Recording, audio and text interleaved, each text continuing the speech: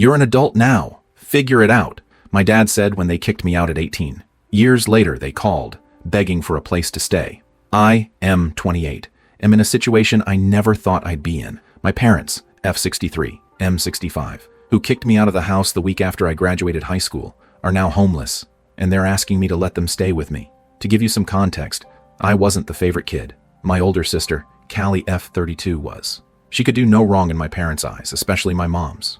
I was always the quiet one, the one who got good grades and didn't cause trouble, but that wasn't enough. It never was. Growing up, it was always Callie this, Callie that. New clothes? Callie got them. A car when she turned 16? Callie got one. Me? I had to work for everything I had. I got a part-time job as soon as I could, just to have some spending money. My parents never gave me anything. I even paid for the gas if I ever used one of their cars. It wasn't just the money, though. It was the little things. Like they'd always forget my birthday, or at least make a much smaller deal out of it than Callie's. They never came to my school plays or sports games, but they were always at Callie's events, cheering her on. It was like I was invisible. The worst part was the way they talked to me. Always critical, always comparing me to Callie. "Why can't you be more like your sister? Callie would never do that. You're so disappointing." It was constant. I tried to ignore it, to tell myself it didn't matter, but it did. It chipped away at me year after year. Then, the week after I graduated high school, they told me I had to move out. I had good grades, but I wasn't getting any help with college. Callie, of course, had her entire education paid for by them. She went to a private university, lived in a fancy dorm, the works. I was planning on going to community college and working, but they didn't even give me a chance to get on my feet. "You're an adult now," my dad said. "Time to figure things out on your own." My mom just nodded, like it was the most natural thing in the world. They gave me 1 week. 1 week to find a place to live, to pack up my things, to say goodbye to the only home I'd ever known. I was 18. I had no savings, no job lined up, nowhere to go. I was terrified. I ended up couch surfing for a while, staying with friends, sleeping in my car some nights. It was rough. I worked any job I could find, fast food, construction, you name it. I barely made enough to eat, let alone pay rent, but I survived. I eventually got a decent job, saved up enough for a security deposit on a small apartment, and started building a life for myself. It wasn't easy, but I did it. I'm proud of that. I worked my way up, got a better job, and now I'm doing okay. I'm not rich, but I'm comfortable. I have my own place, a good car, and I can pay my bills. And then, yesterday, I got a call from my mom. It had been years since we'd spoken, not really. A few awkward phone calls on holidays, that was it. She sounded different, weak, almost. She told me they'd lost the house. She didn't go into details, just said they had nowhere else to go. And then she asked it. "Can we stay with you just for a little while?" I was stunned. I didn't know what to say. These were the people who threw me out on the street, who never cared about me, who treated me like I was less than nothing. And now they were asking for my help? I haven't answered her yet. I'm still trying to process it all. Part of me wants to tell them to go to hell, to let them experience what I went through. But another part of me, I don't know. It's complicated. So Reddit Ada for wanting to say no. Update 1. Thanks for all the NTA votes. It helps, honestly. I've been reading all the comments, and it's making me realize how messed up my childhood really was. I guess I'd gotten used to it, normalized it in my head. But you're all right. They treated me like garbage. I still haven't responded to my mom. I've been avoiding her calls, and Callie's too. Apparently she's involved in this somehow. I found out a little more about what happened with the house. A distant cousin of mine, someone I haven't talked to in years, reached out to me. She said she heard through the grapevine that my parents lost the house because of Callie. Apparently Callie has a gambling problem, a serious first, and she convinced my parents to take out a second mortgage on the house to help her out. Of course, she lost all the money, and now they can't make the payments. So, it's not just that they made bad decisions, it's that they made bad decisions because of Callie. Again, it's always about Callie, and it's not just that they want to stay with me. From what my cousin said, they're expecting me to support them financially. They think I'm going to pay their bills, buy their food, give them a place to live, and take care of all their expenses. Like I'm their personal ATM. I'm feeling a lot of things. I'm angry, obviously. Furious even. But I'm also sad. It's pathetic, really. These are my parents. They're supposed to be the ones who take care of me, not the other way around. And I'm also feeling this weird sense of guilt, like maybe I should help them, even though they don't deserve it. Then I received a call from Callie, after ignoring her for the whole day. I thought maybe she would have sorted this out. "Hey, bro," she said. "Listen, I know this is weird, but can you just help out? I swear I will pay you back. You have never paid me back for anything. Why would I believe you?" I said. She sounded angry at this point. "You always do this. You were never a good brother." I wanted to scream at her, but I just stayed quiet. "Hello? Hello? I am here. So, are you going to help?" "I will think about it. I replied. I don't know why I said this. I have already decided that I am not letting them in. Maybe it's because I am an emotional fool. Then I got a call from my dad. He sounded broken. He apologized. He said he knew they'd messed up, that they'd treated me terribly. He said he understood if I didn't want to help them, but that he was desperate. He said he didn't know what else to do. It almost made me feel sorry for him. Almost. I told him I needed time to think. I haven't made a decision yet. I'm going to talk to my therapist about it. I need to figure out what's best for me for once. Update 2. Okay, so things have gotten a lot worse. I had a long talk with my therapist. She helped me see things a little more clearly. She reminded me that I don't owe my parents anything, that they made their choices, and that I need to protect myself. I decided I was going to meet with my parents, just to talk. I wasn't going to offer them any help, not yet. I just wanted to hear what they had to say, face to face. We met at a diner near my aunt's house. I chose it because it was public, and I figured they wouldn't make a scene. I was wrong. They were already there when I arrived, sitting in a booth, looking defeated. My mom's eyes were red and puffy like she'd been crying. My dad just looked old, tired. We made small talk for a few minutes. It was awkward. Then I told them I knew about Callie's gambling, about the second mortgage. My mom tried to deny it at first, but my dad just sighed and shook his head. It's true, he said. We messed up. We trusted her, and she took advantage of us. I told them I was willing to consider helping them, but I had some conditions. I said they needed to acknowledge how they'd treated me in the past, that they needed to apologize, and that they needed to get professional help. I also said Callie needed to get help for her gambling addiction, and that's when it all went to hell. My mom exploded. She started yelling at me, right there in the diner. "How dare you?" she screamed. "You ungrateful little shit. We gave you everything. We raised you, and this is how you repay us?" I tried to stay calm. "I'm not asking for much," I said. "Just an apology and some accountability." "You're selfish," she yelled. "You've always been selfish. You were an accident. We never wanted you. Callie was the one we wanted, the one we loved." I just froze. I couldn't believe what I was hearing. My own mother telling me I was unwanted, that she'd never loved me, in public. My dad tried to calm her down, but she wouldn't stop. "You think you're so much better than us, don't you?" she said, her voice dripping with venom. "You think you're so successful, so independent, but you're nothing without us." And then, as if on cue, Callie walked in. I hadn't even known she was going to be there. She looked smug, like she'd been listening the whole time. "He's just trying to make us feel bad," Callie said, glaring at me. "He's always been like this, playing the victim." I couldn't take it anymore. I stood up, my hands shaking. "I'm done," I said. "I'm done with all of you." I looked at my parents, at Callie, and I felt nothing, just emptiness. "You made your choices," I said, my voice surprisingly steady. "And I'm making mine. I'm done." I started to walk away, but my mom grabbed my arm. "You can't just leave us like this," she shrieked. "We're your family." "You were never my family," I said, pulling my arm away. "Not really." I walked out of the diner, leaving them there. I got in my car, and I just sat there for a few minutes trying to breathe. Then I pulled out my phone. I sent one text to my sister. "I am done with you guys. I am cutting contact. You guys are blocked everywhere." And as I was starting the engine, I received a call. It was an unknown number. I almost didn't answer, but something made me pick up. It was a hospital. My dad had a heart attack, right there in the diner.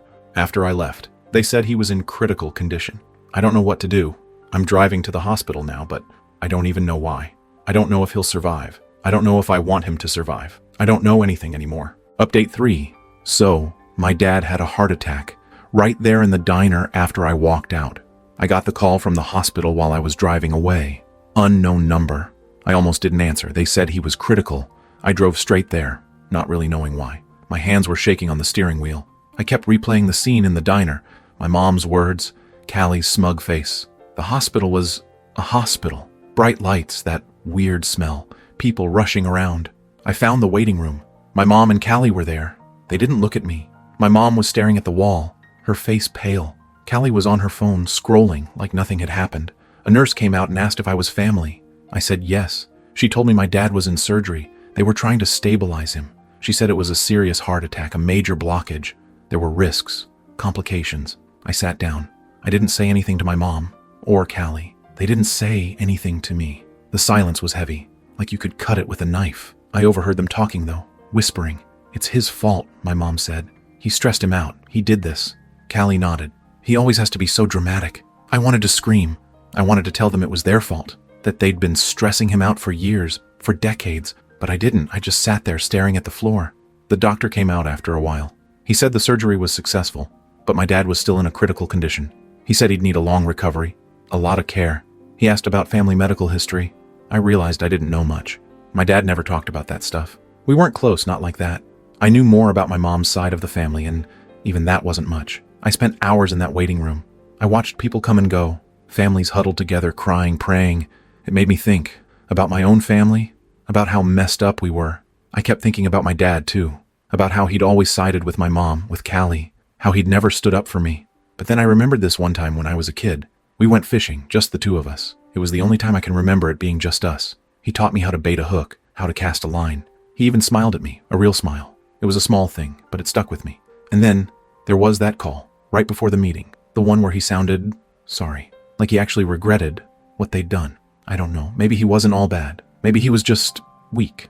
I got a text, unknown number. It was a picture. My dad, at the diner, before the heart attack. He was sitting at the table, looking down at his hands. My mom was standing over him, yelling. You could see it, even in the blurry photo. But the weird thing was, the photo was taken from inside the diner, from another table, like someone was spying on us. I ended up showing the text to one of the nurses, asking her what to do. She told me it was nothing, and that I am overthinking. I don't know who sent it, or why. It just added another layer of, I don't even know what, confusion. I'm still at the hospital. They moved my dad to a room, but he's not awake yet. I don't know what to do. Update 4, my dad's awake. He's weak, but he's alive. The doctor said he's going to need a lot of care. Physical therapy, medication, lifestyle changes. He's not going to be able to work for a while, maybe ever. My mom talked to me. She didn't apologize. Not really, but she asked for help. She said they need a place to stay while he recovers. She said they have no money. She didn't even look at me when she asked. She just stared at the floor, her hands twisting in her lap. It was humiliating, I guess, for her. Callie wasn't there. She'd left, said she had to go to work. I don't know what she does. I don't even care. I didn't say yes. I didn't say no. I just listened. I kept thinking about what my therapist said, about boundaries, about protecting myself, about not enabling them.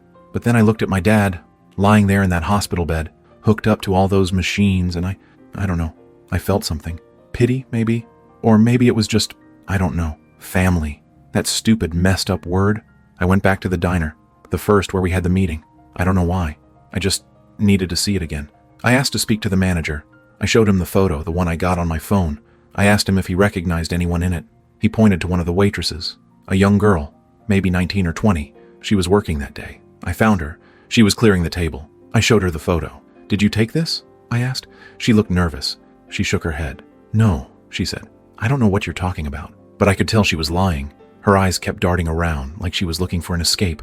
Look, I said, I'm not trying to get you in trouble. I just need to know who asked you to take it, and why. She hesitated. Then she looked around, like she was making sure no one was listening. I don't know, she said. Some lady. She gave me $20. Said to take a picture of that table and send it to this number. She showed me the number on her phone. It was Callie's. I felt sick, like I was going to throw up. Callie. She'd planned this. She'd wanted to make me look bad, to make it look like I was the one causing the problems. I thanked the waitress. I gave her another $20, told her to forget about it. Then I went back to the hospital. I didn't tell my mom or my dad what I'd found out. I just sat there, watching my dad sleep. I don't know what I'm going to do. Update 5. I made a decision. It's not what anyone expects. And I know some of you are going to disagree with me, but it's what I have to do. I went to see Callie. Not at the hospital. I went to her apartment. I didn't want another public scene. I knocked on the door. She opened it, looking surprised. She hadn't been expecting me. What do you want? She asked. I didn't say anything. I just showed her the photo, the one the waitress took. And then I showed her the waitress's statement. I'd gotten her to write down what happened just in case.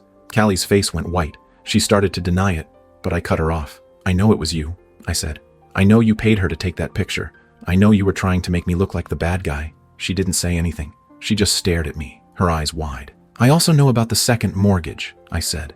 I know about your gambling. I know you're the reason they lost the house. She started to cry. Not loud, sobbing cries. Just quiet, desperate tears. I didn't mean for it to happen, she said. I got in over my head. I thought I could win it back. I thought I could fix it. You lied, I said. You manipulated them. You used them. She nodded. I know, she said. I know I did. I'm a mess. And then she told me something else, something I hadn't expected. She said she'd always been jealous of me. You were the smart one, she said. The good one. The one who could do no wrong. Even though Mom and Dad always said they loved me more, I knew they were proud of you. In a way they weren't proud of me.